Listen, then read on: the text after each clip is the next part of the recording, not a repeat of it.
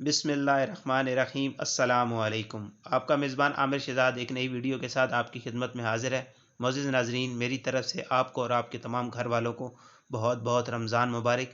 اللہ پاک ہمیں رمضان کی تمام برکتیں نصیب فرمائے اور رمضان کی برکت سے ہماری تمام دکھ پریشانیاں مصیبتیں دور فرمائے۔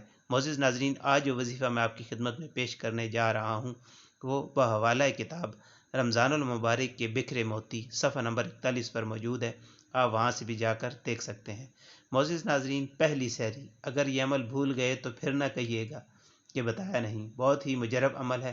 معزز ناظرین، رمضان المبارک کی پہلی شب، جس رات چاند نظر آئے، نماز تہجد کی ادائیگی کے بعد آسمان کی طرف چہرہ کر کے 12 مرتبہ یہ دعا پڑھیں تو بفضل باری تعالیٰ بہت سی نعمتیں حاصل ہوں گی۔ اللہ تعالیٰ خصوصی فضل و کرم نازل فرمائیں گے۔ وہ دعا یہ ہے: لا الہ الا اللہ الحی القیوم القائم علی کل نفس بما کسبت۔